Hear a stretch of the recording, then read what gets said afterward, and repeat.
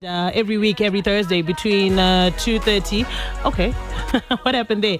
Between 2:30 and 3 o'clock, we get to bring on a representative from Family Support Trust to speak on a very, very important issue which is happening currently in the country, and that is child sexual abuse as well as exploitation. And the whole point of this program is to bring awareness to family members, to the community, on what you can do to notice signs that children are being sexually abused or are being abused, and what you can do when you find out that this is what's happening, and where to go, how you'll be protected, and also how the children can protect themselves in order to prevent these things from happening. So this afternoon we have got Betty from Family Support Trust, who we're going to be speaking to, and our topic for this afternoon is early warning signs about child abuse that children should be aware of, because it's not always the parents who will notice kuti mwana is being abused. Sometimes it's the children themselves who will see that, oh, my friend is not okay, or my sibling is not okay.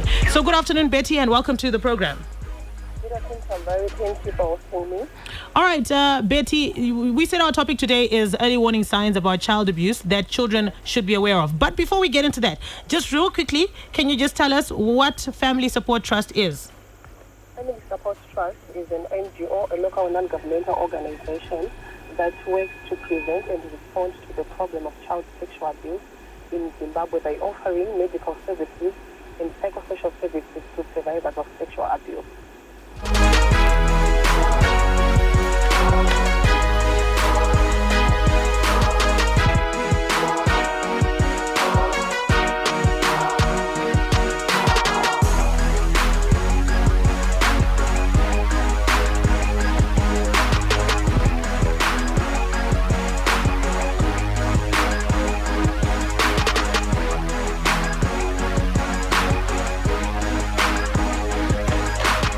All right, thank you for that, Betty. And can you just tell us, what is child sexual abuse?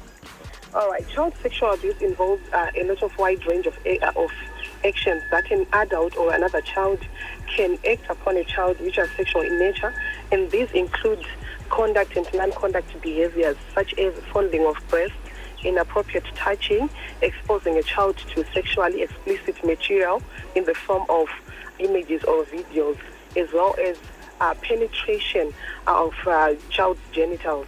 So you'd find that sometimes an adult or a child can force or can coerce a child to have sexual activities with them, so that the activities could please the child, the adult who is doing these activities to the child.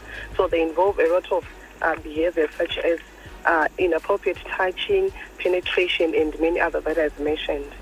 Okay, so why is it important that children know these early warning signs? All right. So, given the statistics that many times when children are being abused, they are being abused by people they know or people who know them. I think it is important for children to know the early warning signs that this person can abuse me, considering the statistics that many times children are being abused by people they know. So I think it is important that children know, so that they can report early whenever they see that this adult or this person, whatever they're doing is directing us to sexual activities or sexual abuse, and also so that they can avoid risky situations themselves as children, so that they can prevent and protect themselves from sexual assault. All right. Now, moving on, what are these early warning signs that you are talking about, that we're talking about, Betty? What are they? How do I know them? Oh, okay. So, Chambari, you're going to notice that many times when perpetrators get to abuse our children, they make sure that they have a relationship with a child. Many times they try to form a certain relationship with a degree of trust, so that whenever they want to abuse a child, it's going to be easy for them. So there are many ways of building this relationship or building this trust. One of the ways, or one of the early warning signs that children should be aware of, is the use of secrets by perpetrators. You'd find that many times perpetrators use secret keeping as a way of getting to abuse a child. For example, a perpetrator may tell a child that this is between us, no one should know, or something like,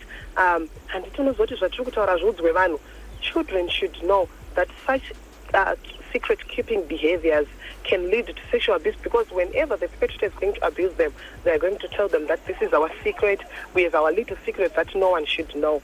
sometimes perpetrators can also treat a child as a favorite child or a special, or trying to make a particular child special in a way of gaining their trust and creating a certain relationship. Yeah, you could feel like they are the only special child, probably in a classroom or in a family or sometimes in a community. For instance, I would want to talk about, let's say, a situation in a classroom whereby the child is made to feel they are the only special, they are the only academically good child over others. So you find that the perpetrator will be just trying to create a certain degree of relationship that can allow sexual activities. So children should also be aware of those early warning signs. Sometimes perpetrators can also separate our child or their target, let me say our child, the target, from others in a way of trying to abuse them. This is whereby they'll take them to some secluded areas, secluded places, so that they can have chances and opportunities to talk with the target and groom them in whatever way. Sometimes as well, another early warning sign is whereby perpetrators can also buy children gifts. And when I say buy children gifts, I don't say we are not supposed to buy our children gifts. We do that many times to reward our children for good behavior and to show them love and care. But when you're talking about buying children gifts as an early warning sign, you'd find that many times the perpetrator will overdo it. And sometimes there's no reason at all for these gifts. This is whereby probably a child is just being given gifts each and every day or within an inconsiderable time. So they're just trying to win the child's trust, and the child will confuse this love and abuse, so that when the perpetrator comes to sexually abuse the child will not see it as abuse. They'll just say, probably uncle is showing me love and affection. Sometimes as well, perpetrator can also overly talk about sexual or sexually made issues or information. There is also an appreciation and over appreciation of the sexual development or the physical development of a child, and this happens many times in our communities, Chambari. For instance, we can hear stories things like that. Yes, over appreciation of the physical development, the physical changes, or the sexual development of a child. And sometimes they'll think uncle is just appreciating or uncle is just commenting. But what this person is just doing is grooming the child, so that whenever they want to abuse them, it will be easy. There will be an environment for that. So this is also an early warning sign that can be done by perpetrators that children should be aware of.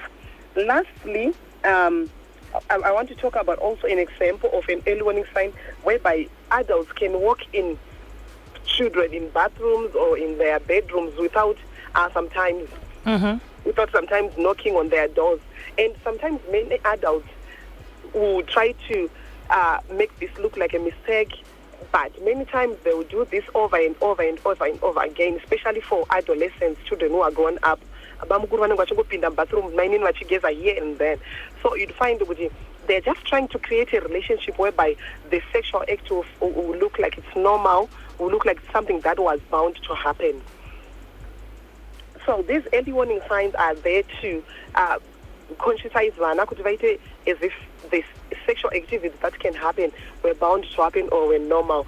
So also note that this is not an exhaustive list of the early warning signs. These are just examples. There are many early warning signs that perpetrators use or that they do to sexually abuse children that children should be aware of. All right. I like how you touched on these little things that we allow as parents, or these little things that we don't educate the children on. These are the, pane yekuti mwana anenge achiera mutupo unenge the same totem as my wife or as my husband. And then this child is maybe 6 years old, but ndoti eskana adzimai, eskani murume wangu. It happens a lot every day. And this is what you are saying. It breeds this, it opens up this avenue, this free avenue to allow a child to assume it's okay if then he comes and touches me because ndiri mukadzi wawo. Is that what you're saying? No, not really, Shambari. You'd find with our culture, we can call each other, for example, which is okay if it's pakuperera pakungoti mudzimai, as in takakura tichingoti mudzimai mukadzi, but it becomes a danger when it's involving mudzimai with conjugal rights in court. All right. Yes, in the full essence, zvisiri zvekungodanana zvekushedzana like cultural zvemutupo izvanditi. Yes, that's when it becomes a problem. Tikangotanga pakungo include as sexual in nature, then it's now a problem. And also the way you do it, it can also create my challenges. It find you chikura isos and we didn't have any challenges with that. But when it now involves issues of sexual activities or sexual mature exposure to sexual mature, then it becomes a challenge of child sexual abuse. But that's what I'm saying. How then do we draw the line? How that line is very blurry Yes, and can easily be crossed because the child is the one who's innocent. The perpetrator knows. Kuti, I always call this child mdzimai wangu anditika adzimai ndipewo mvura. So already the child is comfortable because the child doesn't really know what adzimai mean, or maybe they know, but you know it's just familiar territory. So now when that line gets crossed the first time, and it's very rare for a child to get abused the first time. Angosangane munhu omuabuser. No, zvinenge zvine kakurera mukati anditi. Especially with these people that we know. So how then do we educate our children to know this is where we need to draw the line? This is where it needs to stop. All right. I think the challenge comes from the fact that Pekutanga, we are not even teaching our children about sexual abuses. I think I mentioned earlier there are many types of sexual abuses. So the moment we teach them about the various forms of or child sexual abuse is when we can start to avoid such problems. Yeah. Whereby tikati mwana inappropriate touching kungobatwa ningo dzemwiri dzakavanjika, it's child abuse. Mwana akaona sekuru vari kumuti mudzimai vakutongobata nengo dzemwiri dzakawanika, then they should know kuti zvadarikidza zvashata. Yes, okay. Yes, all but right. the problem is we don't teach our children about these things, and many people, that's also a problem, think kuti child sexual abuse only involves rape, whereby there is penetration, Yeah. but it's not only rape that is harmful to a child's development or a child's health. All right, we got 7 minutes before the news comes through at 3 o'clock. This is a program brought to you by Family Support Trust, and we are speaking about child sexual abuse and how early warning signs about child abuse that children should be aware of. All right, so you spoke about the signs. Let's talk about what can children do if they notice these signs. It is important that children report early these signs of these early warning signs of sexual abuse, so that they can be protected, so that action can be done to these perpetrators or to these potential perpetrators. It is also important that children avoid risky situations whereby they're being taken to secluded places or whereby someone is grooming them, probably it's online or it's physical. They should avoid risky situations. They should also report early. And when we say report early, we say within 72 hours or within 3 days of such abusive occurrences, children should be able to report and to tell trusted adults or their teachers that this is what is going on. These are the early warning signs. This is what this adult is doing to me. I think they want to do more than care or affection. All right, so we are about to round off this program. We just want to go through what we spoke about, Betty. Real quickly, can you just tell us what we went through today? All right, so today we were trying to understand and teach children about the early warning signs. These are the signs that adults sometimes show when they want to children. All right, let's just take a short break and then we'll come back with Betty and then we'll round off this program and she will get to explain to us what we spoke about just in case you're joining us. This is brought to you by Family Support Trust right here on Power FM Zimbabwe. We want to put an end to child sexual abuse. Power. Have you washed your hands today? Join Power FM Zimbabwe and the world in the Safe Hands campaign and help curb the spread of germs and the COVID-19 virus. Wash your hands as often as possible after using the bathroom and before eating or handling food to stay safe and healthy. This message is brought to you by your Safe Hands friend, Power FM Zimbabwe. Power.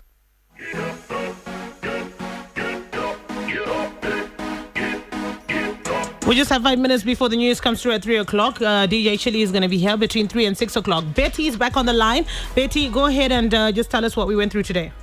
Okay, so we had a discussion about child sexual abuse and the early warning signs that children should be aware of. And these are the signs that they cannot be potential abusers or people who are likely to abuse them. For example, we're talking about overly giving a child a gift. You've noticed that many times people will do this to try to win the child's trust or a certain relationship that can permit child sexual abuse. And we also talked about what children can do when they've noticed the signs. For example, they should report early within 72 hours of such occurrences. They can also tell their trusted adults and avoid the situation so that they can be able to protect themselves. Okay. All right. Thank you so much, Betty. How can people get in touch with Family Support Trust in case young people or children want to make a report? How can they access you as an organization? All right. Thank you, Chambari. We are very happy that we have our toll-free line that young people or children can access, which is 08080501. Can you give us that number again? 08080501. And physically, where are you located?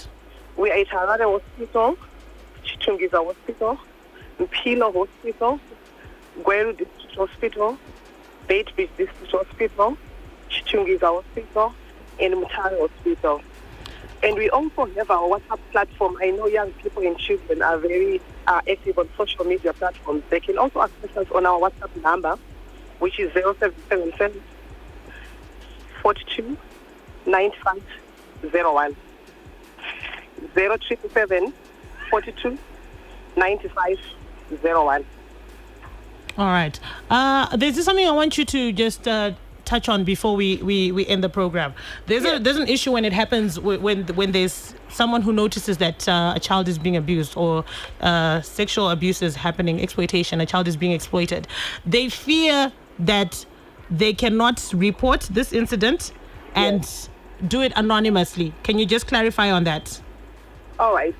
With this toll-free number, one can report anonymously, or they can also do that to the police. I think the police has got anonymous reporting platforms, but they can also use the toll-free number that I've just shared, or also the WhatsApp platform, and I need to disclose their personal details that I know somebody who is being abused or I am being sexually abused, and the organization will make efforts to make sure that it's been helped. All right. Thank you so much. This one says, Chambari, thank you so much. Please tell Betty thank you for this program. I got trained by Family Support Trust and I went ahead to educate my church about sexual violence and abuse. And even up to now, the parents always come to me to ask for advice. I wish if every parent could hear this and implement it, it really works. So thank you so much, Betty, for coming through. Thank you so much, Chambari. Have a good day. All right, have a good one as well. So we're going to be back again with this program brought to you by Family Support Trust next week on Thursday between 2:30 and 3 o'clock. My name is Chambari. Stepping out of the studio, I am going home. I'm going to go home and then, am I going to go home? Wait, am I going to go home? Am I going home?